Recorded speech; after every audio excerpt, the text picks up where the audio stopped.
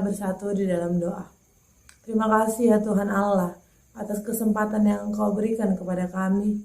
Engkau masih memperkenankan kami untuk melanjutkan kehidupan kami, untuk melakukan aktivitas kami di hari ini. Ya Tuhan Allah, biarlah firman-Mu yang menjadi penuntun langkah kami untuk melakukan aktivitas kami. Terimalah doa kami ya Tuhan Allah. Amin. Saudara-saudari yang terkasih dalam nama Tuhan Yesus Kristus, firman Tuhan yang menjadi renungan bagi kita hari ini, hari Kamis 16 Juni 2022, diambil dari Mazmur 51 ayat 3. Mazmur 51 ayat 3. Kasihanilah aku ya Allah menurut kasih setiamu.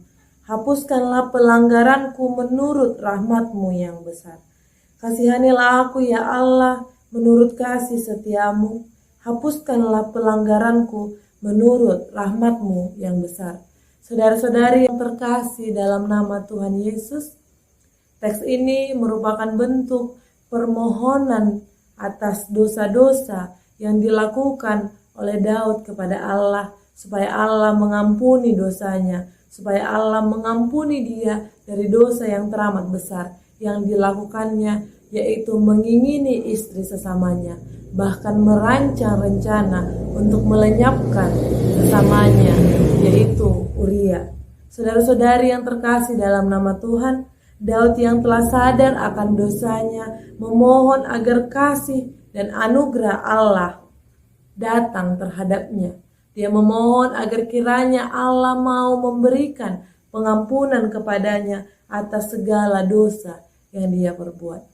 Saudara-saudari yang terkasih dalam nama Tuhan, atas kisah Daud ini, serta atas doa pengampunan dosanya, atas doa permohonan pengampunan dosanya kepada Allah, setidaknya ada dua hal yang dapat kita pelajari. Yang pertama adalah bahwa orang percaya juga bisa jatuh ke dalam dosa. Sebagaimana yang telah kita ketahui bahwa Daud merupakan seorang raja di tengah-tengah bangsa Israel. Dia merupakan seorang yang telah diurapi. Dia merupakan seorang pilihan Allah dari antara saudara-saudaranya. Namun ternyata jabatan tahta, jabatan kerohanian tidak menjamin bahwasanya seseorang bisa terlepas dari kejatuhan ke dalam dosa. Saudara-saudari yang terkasih dalam nama Tuhan Yesus, bagaimana caranya kita membentengi diri kita sekalipun kita sudah aktif datang ke gereja, sudah aktif mendengarkan khotbah di gereja, melakukan pelayanan di gereja? Jalan salah satunya adalah untuk memperbaharui hubungan kita kepada Allah hari lepas hari. Kehidupan kita harus senantiasa bergantung kepada Allah. Kita harus menyadari bahwa kita tidak mampu melawan segala pencobaan jika kita tidak berjalan bersama dengan Allah. Pembaharuan hubungan terus-menerus kepada Allah hari lepas hari akan membantu kita untuk membangun benteng terhadap diri kita supaya kita tidak mudah terjatuh ke dalam dosa. Saudara-saudari, pelajaran yang berikutnya yang dapat kita ambil dari doa permohonan ampun oleh Daud adalah bahwa permohonan ampun harus diungkapkan dan harus diucapkan dalam kerendahan hati. Saudara-saudari, ada dua kata yang sering sekali kita ajarkan kepada anak-anak kecil, anak-anak balita yang baru belajar bicara, yaitu terima kasih dan maaf. Tidak hanya mengajari, namun kita juga mengajari mereka untuk memaknai dari kata maaf dan terima kasih. Maaf itu kita ungkapkan ketika kita melakukan kesalahan terhadap seseorang. Saudara-saudari, jika anak kecil saja kita sudah ajarkan untuk meminta maaf, maka kita sebagai orang yang lebih dewasa sepatutnya sudah mampu untuk memaknai secara mendalam makna dari permohonan maaf. Saudara-saudari, permohonan maaf yang kita ucapkan kepada Tuhan, yang kita mohonkan kepada Tuhan melalui doa kita, hendaknya harus dari dalam ketulusan hati kita. Harus dalam kerendahan hati kita. Kita bisa belajar dari Daud.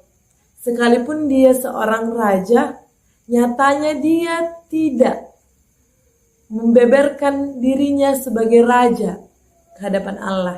Dia tidak menyatakan bahwa dirinya adalah seorang raja kepada Allah. Beragam perbuatan-perbuatan baik yang dilakukannya kepada Allah, namun dia tidak mengungkapkan, tidak hitung-hitungan terhadap perbuatan-perbuatan baik yang sudah dia lakukan, terhadap perbuatan-perbuatan besar yang sudah dia lakukan. Dia datang kepada Tuhan dengan kerendahan hati, dengan kerendahan diri, memohon pengampunan. Dia tidak memaksakan kehendaknya kepada Allah. Semua diserahkannya menurut kehendak Allah. Dia sudah sampai ke dalam keyakinan bahwa kasih Allah, bahwa rahmat Allah yang besar itu akan menggerakkan Allah untuk mengampuni dosa-dosanya.